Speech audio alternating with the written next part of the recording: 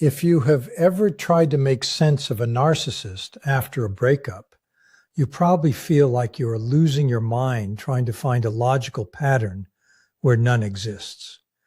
People love to talk about breakups as a clean timeline, where someone feels sad, processes the pain, accepts the reality, and eventually moves on with their life. But if you expect a narcissist to follow a neat, predictable map like that, I need to stop you right there and shatter that illusion completely. Nothing about a narcissist's internal world is orderly, straightforward, or grounded in emotional maturity.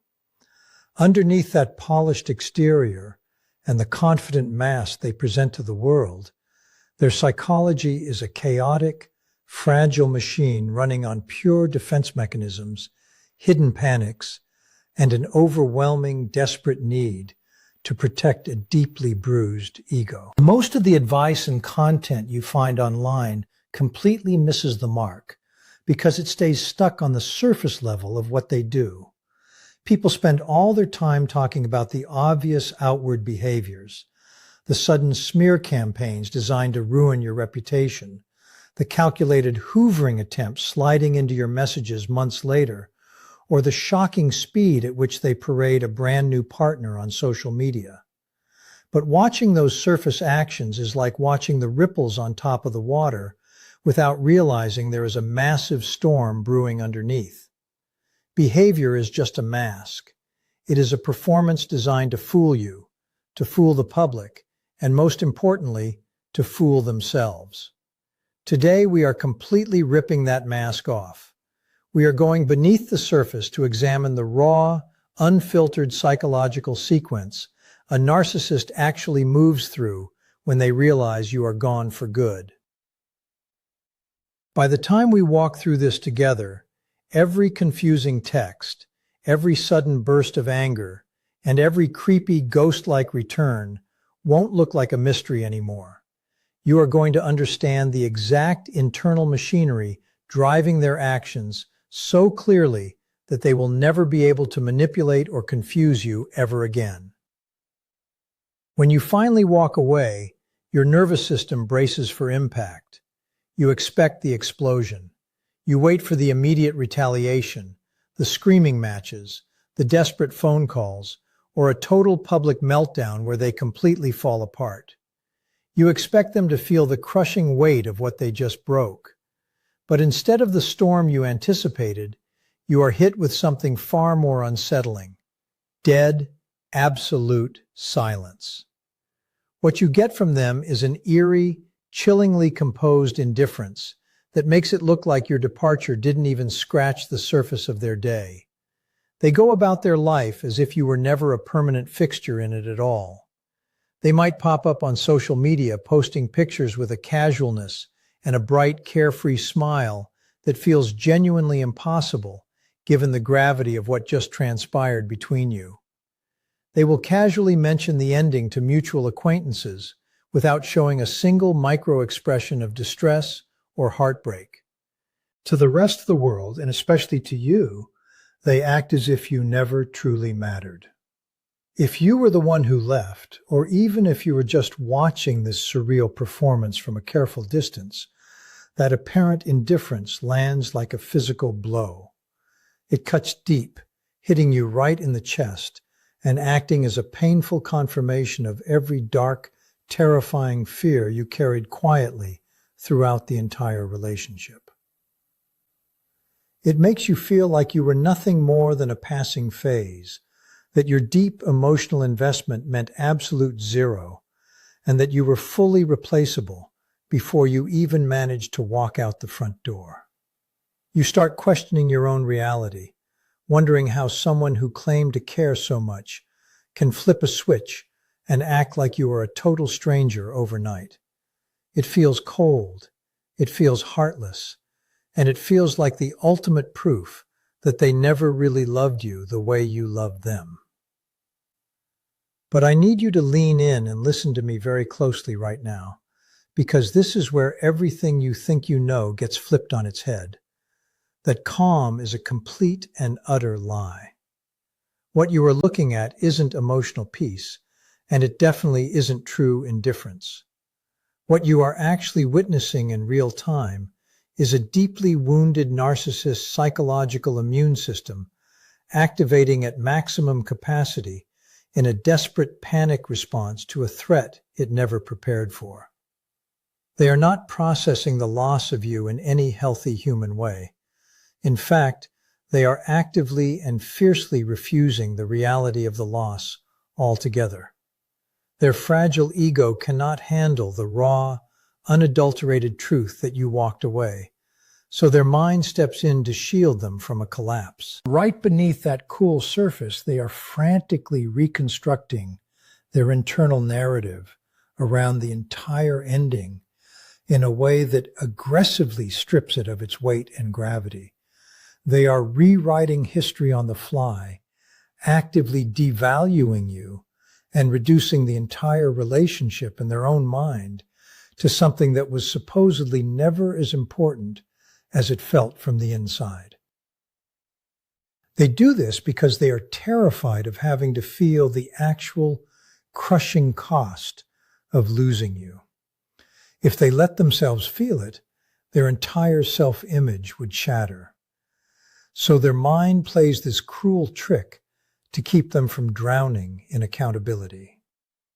And the most important thing to understand about this first stage is that it isn't even a calculated, deliberate manipulation tactic yet, though it will turn into one later. Right now, in this exact moment, it is purely instinctual.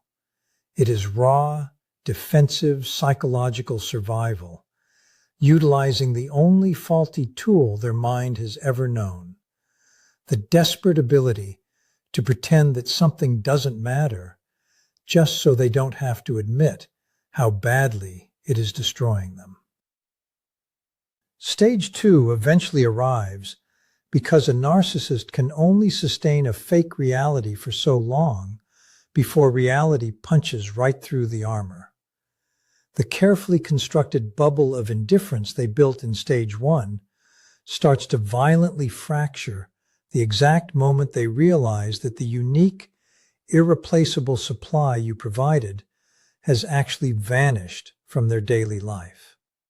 When people hear the word supply, they usually think of the obvious stuff, the loud public praise, the constant validation, the fierce loyalty, and the emotional investment they happily soaked up while you were together.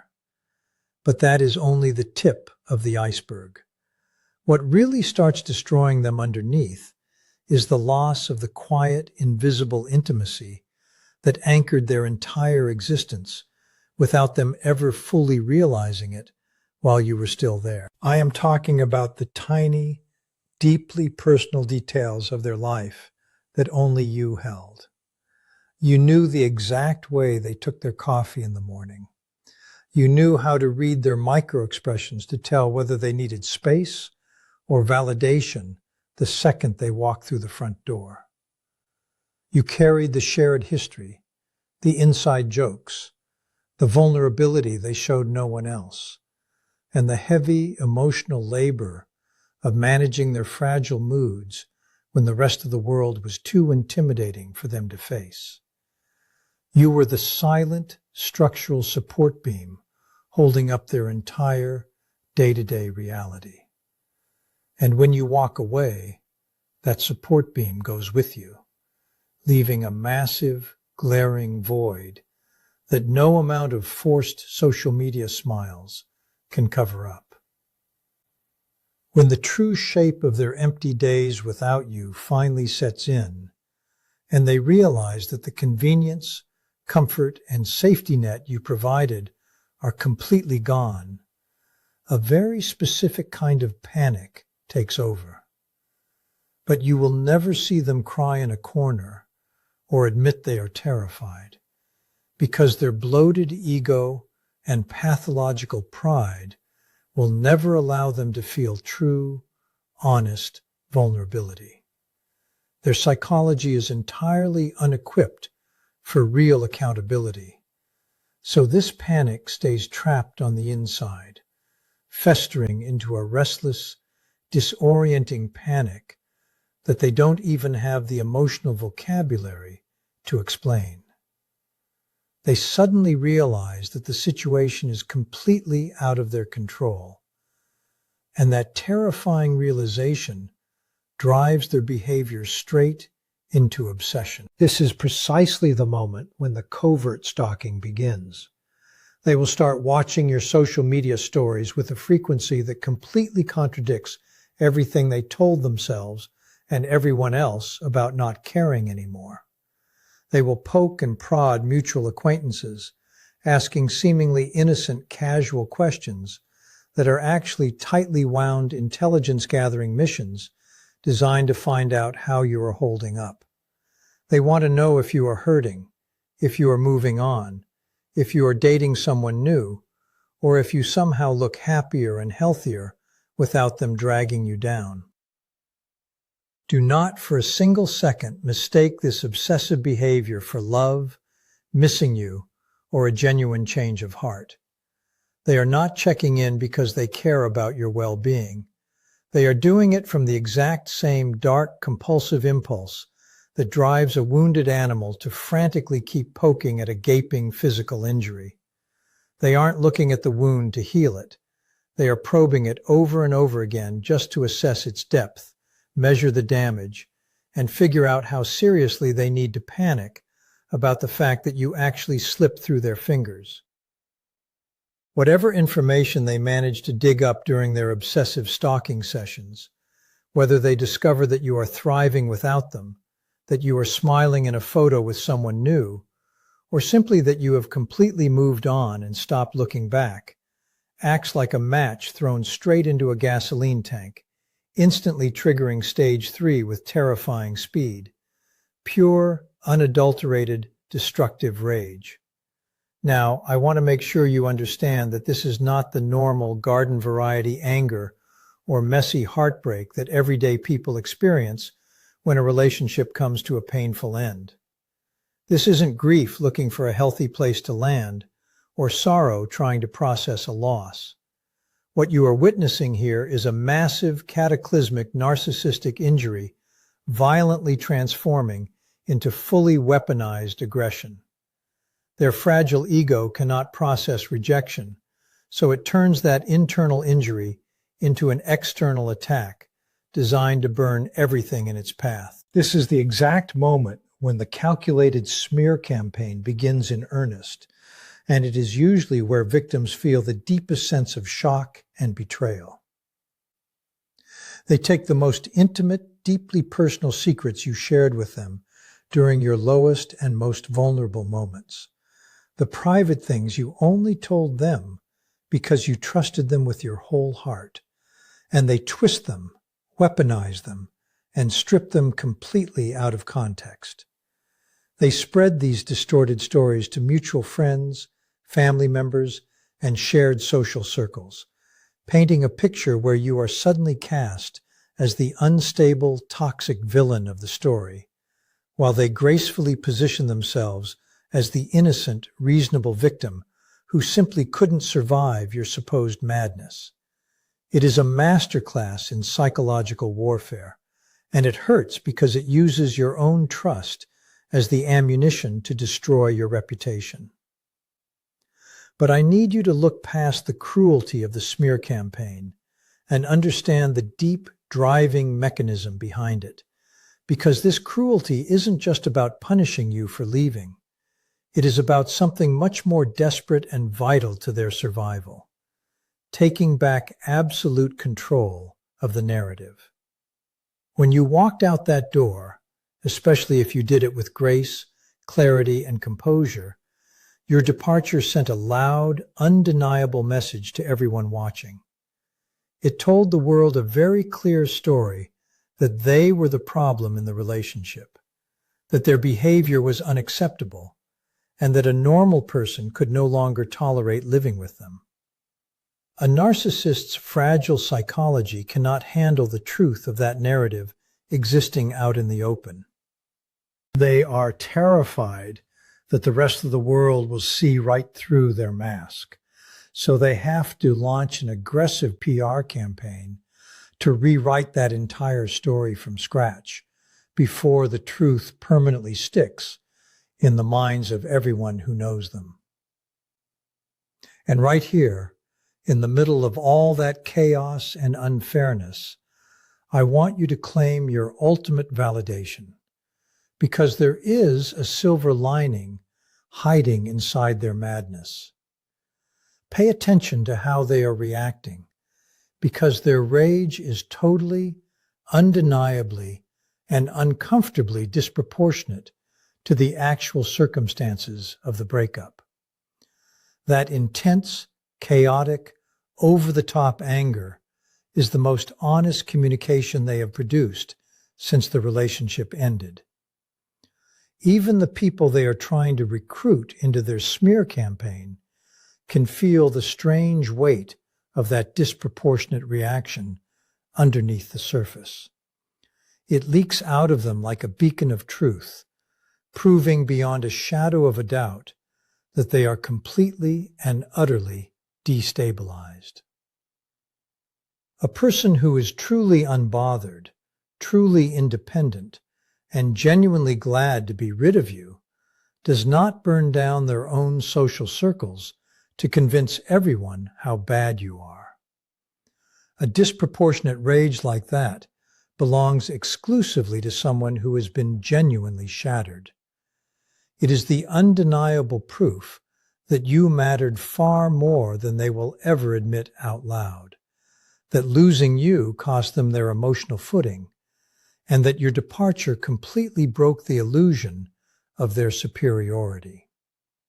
Their anger is loud, it is messy, and it is destructive, but at its core, it is a flashing neon sign telling you the exact truth.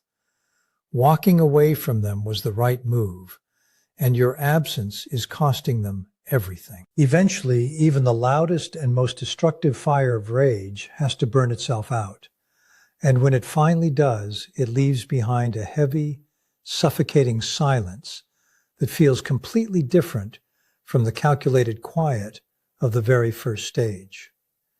From the outside looking in, this is the moment where it completely fools everyone into thinking the narcissist has finally turned the page and moved on with their life. They might even go out of their way to loudly parade a brand new partner around, showing up at events, posting pictures online, and putting on a heavily produced theatrical display designed to broadcast to the entire world, and especially to you, that they are happy, thriving, and completely unaffected by the past. But I want you to know what is actually happening behind closed doors when the cameras turn off, the social media apps are closed, and they are sitting alone in the dark. In the private, unfiltered reality of their own mind, during those quiet moments, they are silently drowning in a terrifying internal ocean of something their psychology is entirely incapable of processing, naming, or surviving. Genuine, profound grief. To understand why this is such a living nightmare for them, you have to look at the foundational bedrock upon which their entire identity is built. A narcissist's whole sense of self relies on the absolute, unyielding delusion that they are self-sufficient, invincible, and entirely invulnerable to needing anyone else to survive or feel complete.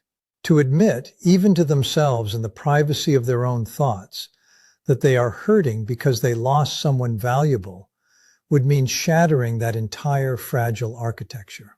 It would mean admitting that they are broken, that they are dependent, and that they actually care deeply about someone who chose to walk away from them. Their ego refuses to let them speak those words, think those thoughts, or process that pain through any normal human channel. So, instead of being felt, understood, and released, the grief sits trapped inside them, nameless, unmoving, and toxic, acting like a festering emotional anchor dragging down everything they do. Because that raw pain has nowhere to go and cannot be processed honestly, it twists and morphs into a chronic, relentless state of irritability and deep restlessness. They wake up angry, they go through their day frustrated, and they develop a low-grade, miserable dissatisfaction with literally everything in their new life. They look at their job, their hobbies, their daily routine, and even their shiny new relationship, and they feel a hollow, nagging emptiness that they cannot quite trace back to its true source. They can never connect the dots back to you, because doing so would require an honest level of self-awareness and accountability that they simply do not possess structurally. So, instead of recognizing that they are mourning the loss of the real, irreplaceable connection you gave them, they project that frustration onto everything and everyone around them. This is precisely why the new relationship they are parading around starts showing its massive, glaring limitations during this exact stage.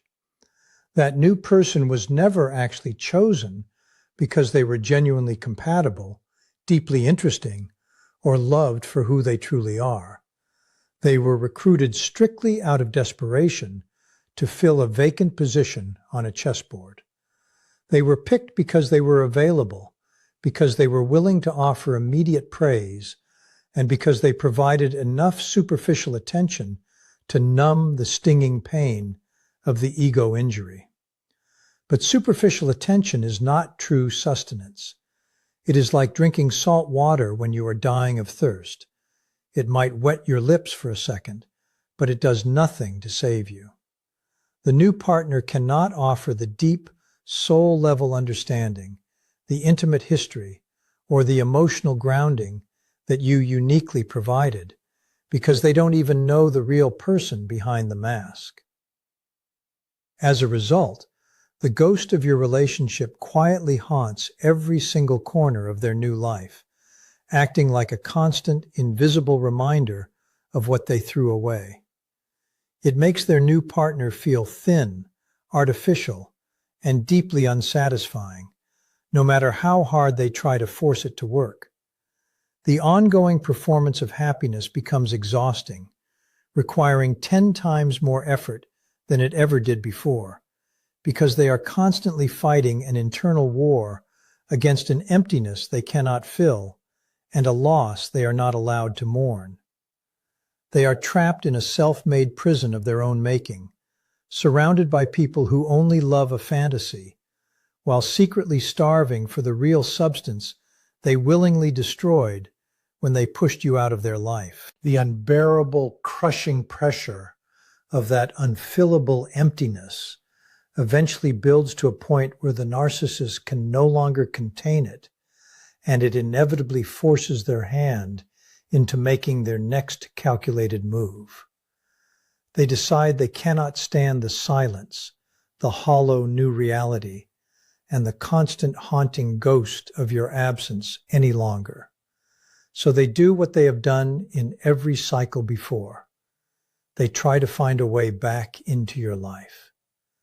But do not expect them to show up at your front door with an honest apology or a genuine admission of guilt, because taking accountability is something their fragile ego simply will not allow. Instead, their return is usually masked as an innocent coincidence, a ghost from your past creeping back in through the digital cracks just when you were starting to finally breathe easy and feel like yourself again. It can take many different shapes, and they are masters at tailoring the approach to see what vulnerability you might still have left to exploit. Sometimes it starts with a seemingly innocent, casual text out of nowhere, asking about a random item you left behind, checking in to see how you are doing after a long silence, or pretending they just happened to think of you. Other times, it is a very deliberate, calculated social media interaction, like liking an old post, viewing your story within seconds of you posting it so you notice their name floating around, or dropping a comment designed strictly to trigger a spark of curiosity. And occasionally, when they are feeling desperate enough, it comes in the form of a long, deeply emotional message filled with nostalgia, remorse, and poetic reflections that sound so remarkably genuine, raw, and self-aware that it practically takes your breath away. Whatever method they choose, make no mistake about what is actually happening behind the screen. They are casting out a line, testing the waters, and probing your defenses to see if your boundaries have softened enough for them to squeeze back in. And the moment they get even the slightest opening, the ghost of who they used to be reappears right before your eyes. Suddenly, the charming, attentive, deeply romantic person who swept you off your feet at the very beginning of the relationship is back in full force. The love bombing restarts with a vengeance. They shower you with the exact kind of high-intensity attention, validation, and sweet words that made you fall for them in the first place, making you feel once again like you are the most special, deeply understood person in the entire world. This is the ultimate trap, and walking back into it only resets the clock on your own healing and traps you right back in the chaos you fought so hard to escape. The most powerful, life-changing realization you can ever have is that you do not need to save them.